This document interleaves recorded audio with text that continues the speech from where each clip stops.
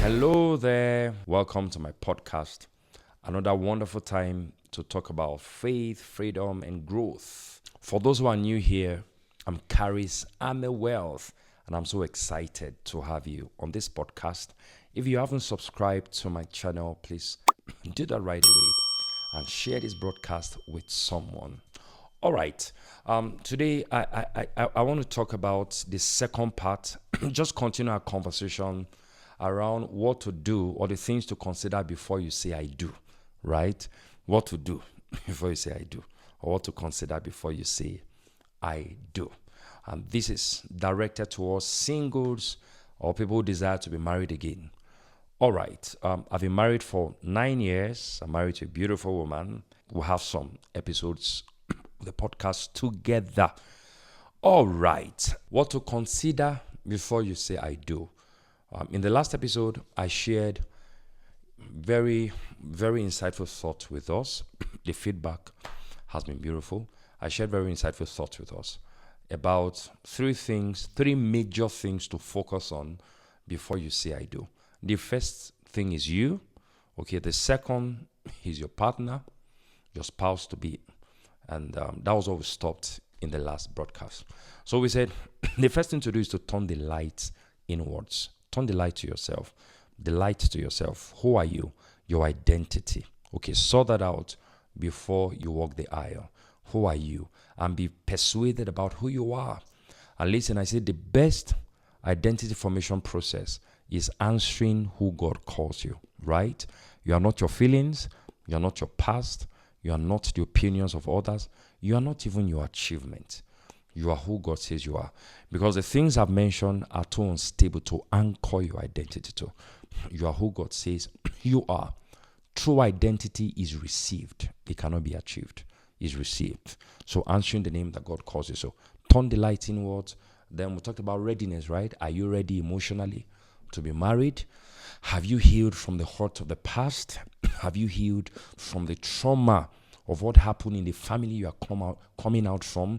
Because if you have not healed, you can repeat the same cycle of abusive marriage, of a toxic home that you saw while growing up. That's the truth. So that readiness is important. You have to renew your mind, get new pictures from God's word, get new pictures from marriages that work, get knowledge, get therapy if you have to, but be ready emotionally.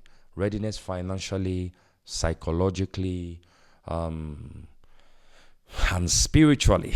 Yeah, because marriage is spiritual responsibility. So are you ready spiritually? Very important. And then we talked about considering your spouse. What are their core values and ideologies? That was where we stopped. What are their core values and ideologies? What do they think about God? What are their thoughts about accountability, about marriage, about money? Who are you marrying?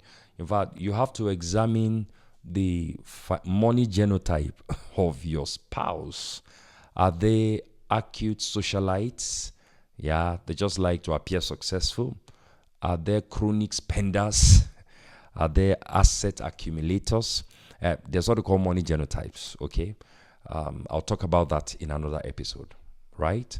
But examine those things. And then compatibility. Compatibility is different from chemistry. Many times people confuse that. They confuse chemistry for compatibility.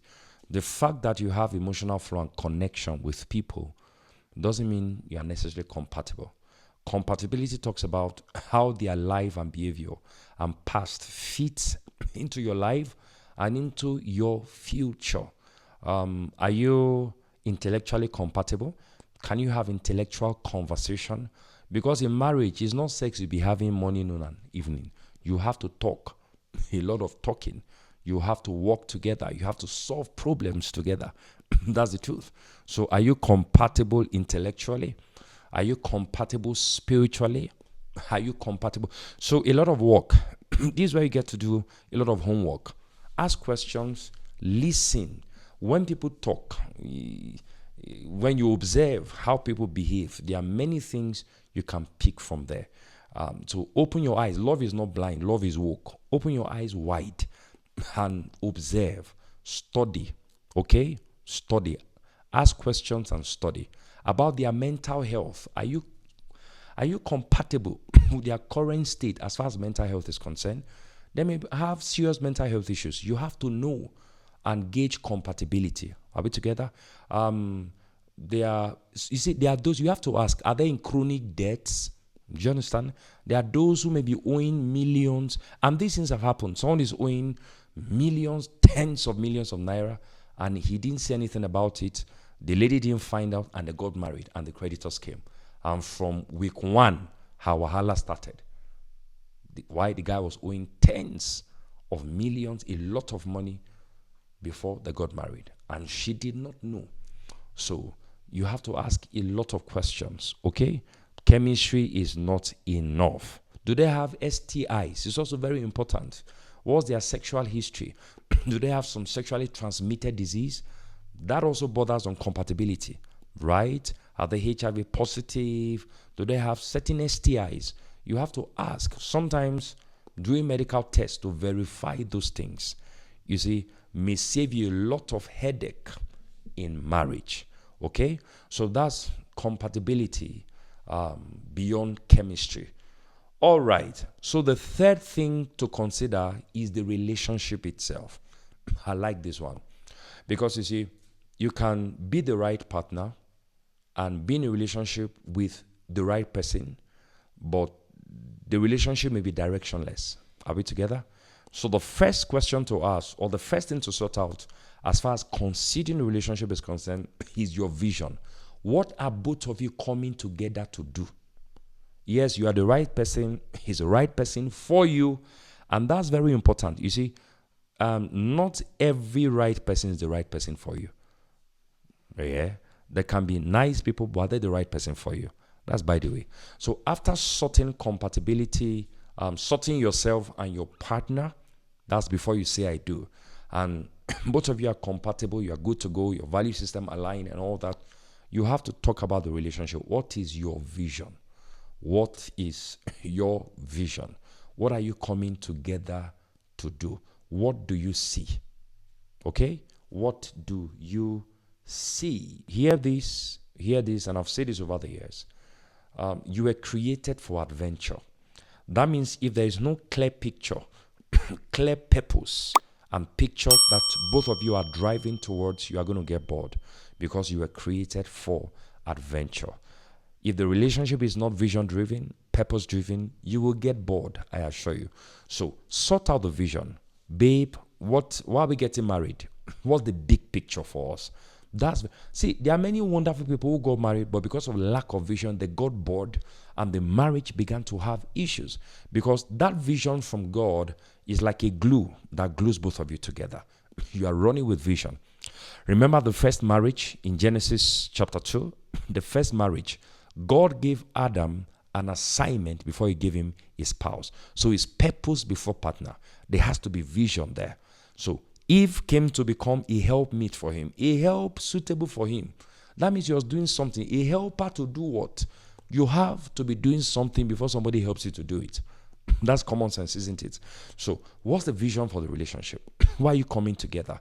Get clarity about that. It will help you so you don't get bored. And it's better to sort that out before you get married. There's nothing like we impact life. That's vague. There has to be clarity. Why are we coming together? Okay? The second thing in considering the relationship is structures and system. Okay, are things in order or are you doing things anyhow? Yeah, even before you get married, your relationship should be structured. There should be systems and order. You need to start thinking like the CEO. If you are the man, think like the CEO. If you are the woman, think like the COO. The husband is the chief executive officer of the family. The wife is the chief operations officer of the family. And that's a lot of order. You create systems. Start thinking, what are your financial system as a family? What are your conflict resolution system? Just create systems around your life so that there is no confusion. Okay? So that there's no confusion. Anything you have not structured will stress you. That's the truth. And it's important to begin to consider those things before you get married. Are we still together? All right. Are there two more things you should consider? They may not fall in these three categories I've given, but you have to strongly consider them. The first is involving authority figures in decision-making process. Before you say I do. Listen, I know it's your call, but listen. These are emotional stuff. There's a lot of safety in seeking for counsel. Sometimes all you are hearing is the voice of your emotions. Get an authority figure whose voice you trust. Your pastor, your parents, if they are godly, get him involved. This is a person I want to get married. Pray with me. What do you think? Sometimes there are things those authority figures see that you may not be able to see. Okay? Get the input of authority figures before you make the decision of who to marry. Don't just decide by yourself. It's safer that way. Okay? This is just wisdom that will help you. So that's the first extra thing. The second thing will be premarital counseling. Oh yes, premarital counseling. People underestimate the power of premarital counseling. Listen, let me tell you something. There are things about you and about your spouse and about the relationship that the counselor will pick that you will never be able to pick. That's one of the advantages of premarital counseling. And there are also body of knowledge, right, that you will gain while going through premarital counseling that will reduce your stress in marriage. It will remove a lot of assumption and will arm you with knowledge before you even get into the marriage. So as much as you can, seek to go through a solid system of premarital counseling. It will help position you to do marriage better. I'm sure this has been a blessing to you. What to do or what to consider before you say, I do. We say, 1, consider yourself, and I give a few things under that. 2, consider your spouse, their core values, compatibility, and all.